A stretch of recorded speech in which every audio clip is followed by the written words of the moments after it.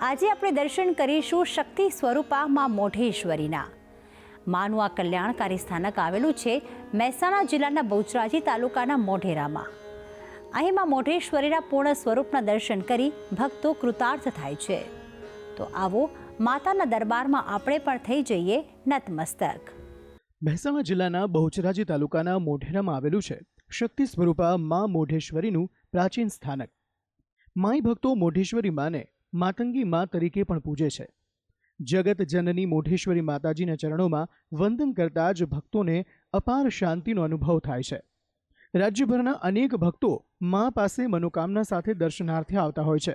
સ્વર્ણ જડિત ગોખમાં બિરાજિત માનું સ્વરૂપ જોતા જ ભક્તોની આંખો ઠરે છે. પરિવારમાં સુખ સમૃદ્ધિની આસ હોય કે પછી સંતાન પ્રાપ્તિની કામના, મા મોઢેશ્વરી પોતાના ભક્તોની પ્રાર્થના અચૂક સાંભળે છે. માના આ ધામનો મહિમા અનોખું રહેલું છે. અહીં મંદિરની નજીક આવેલી છે એક પ્રાચીન વાવ, જેને ધર્મેશ્વરી વાવ તરીકે ઓળખવામાં આવે છે. તો વળી મંદિરની બાજુમાં માતાજીના ઝૂલાના દર્શન કરવાનો પણ મહિમા છે. તે માટે મંદિર ટ્રસ્ટ દ્વારા ખાસ વ્યવસ્થા પણ કરવામાં આવી છે. મોઢેરા અને બહુચરાજી પંથકના વિસ્તારને પ્રાચીન કાળમાં ધર્મક્ષેત્ર તેમજ હિડંબા વન તરીકે પણ ઓળખવામાં આવતું હતું. આ વિશેની એક રોચક કથા પણ જાણીતી છે. માઈ ભક્તોનું માનવું છે કે મોઢેશ્વરી માનું આ ધામ સતયુગ વખતનું છે. લોકકથા અનુસાર પ્રાચીન સમયમાં આ વિસ્તારમાં કોણાર્ક નામના રાક્ષસનો વધુ ત્રાસ હતો.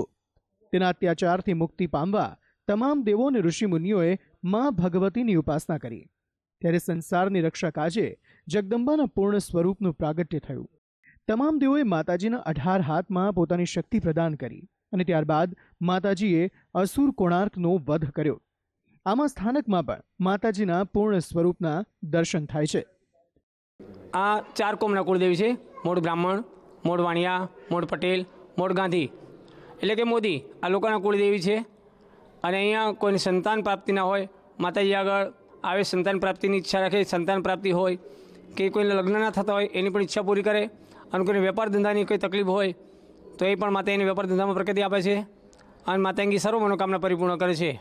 કહેવાય છે કે અહીં સીતા મૈયાએ પણ પૂજા કરી હતી. કથા અનુસાર જ્યારે ભગવાન શ્રી રામ રાવણનો વધ કરી પુષ્પક વિમાનમાં પરત ફરી રહ્યા હતા, ત્યારે આ સ્થાને સીતાજીએ માતાજીની પૂજા અર્ચના કરી ખીર અને પૂરીનો ભોગ ધરાવ્યો હતો. આ ઉપરાંત કહેવાય છે કે મોગલોના શાસન દરમિયાન મુસ્લિમ રાજાએ જ્યારે આ મંદિરને ખંડિત કરવાનો પ્રયાસ કર્યો, ત્યારે અહીંની ધર્મેશ્વરી વાવમાં માતાની પ્રતિમા સંતાડવામાં આવી હતી. ત્યારબાદ જ્યારે લોકોએ પ્રતિમા બહાર કાઢવાનો પ્રયાસ કર્યો તો તેમને સફળતા ન મળી.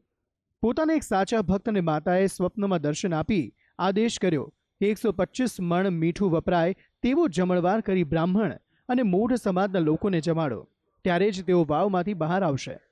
સમય પસાર થતાં આ ધામની અનેક ગણી પ્રગતિ થતી આવી છે. રાજ્યભરમાંથી આવતા શ્રદ્ધાળુઓ માટે મંદિર ટ્રસ્ટ તરફથી રહેવા અને જમવાની ઉત્તમ સુવિધા અહીં કરાઈ છે. મને આ માતંગી માતા એ અમારા કુળદેવી છે અને અમને એમના ઉપર ખૂબ જ શ્રદ્ધા છે.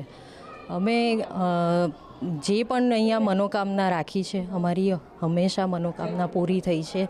અને શ્રદ્ધાળુઓને એટલી અતૂટ શ્રદ્ધા છે એમની ઉપર કે એમના દરેક સંકટ દૂર થાય છે, એમના દરેક કાર્ય પૂર્ણ થાય છે અને અમારી એ દરેક કામના પૂરી થઈ છે અહીંયા. તો આમ માના ચરણોમાં જે પણ ભક્ત સાચા મનથી નમન કરે છે તેની આધિ વ્યાધિ અને ઉપાધિ માતા દૂર કરે છે.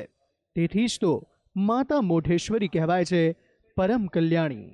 ભક્તિ સંદેશ, સંદેશ ન્યૂઝ.